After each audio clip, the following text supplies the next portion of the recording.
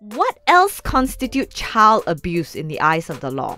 Okay, so child abuse basically means that a parent or any other person inflict emotional or physical injuries to a child. So other than the most common form of physical form of abuse, it also includes sexual abuse, emotional abuse, and also child neglect. So under the law, physical abuse means that a parent or any other person will physically cause a child to suffer substantial and observable injuries, for example, like bruises, laceration, scar, burn, or bone fracture.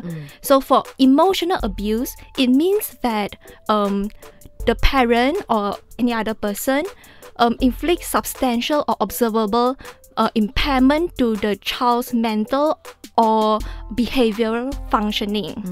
So it can be evidenced by a mental disorder, depression, anxiety, or some... That one's a little bit harder to gauge, right? It's like you need medical evidence to show that these are the emotional injuries suffered by the child as a result of the abuse. So it can happen when a parent, for example, always use threats to incur fear on the child. So it causes them to have some emotional injuries.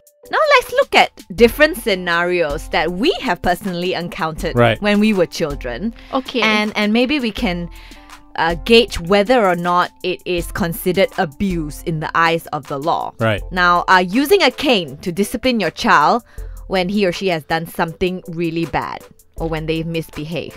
Okay, so kena rotan lah. Basically, this is a kind of physical abuse, right? So under the Child Act, Section 17, so it says that if physical abuse happens when there is substantial and observable injury, it means that it has to be serious. So it's a substantial injury. So if like a bruises, just like one slight cane with reasonable force, it may not constitute an abuse. But if like a very heavy caning, like constantly, frequently caning until there are bruises and bleeding all over the bodies, then it is more likely to be considered as abuse. So it's a question of seriousness and also frequency of the behavior.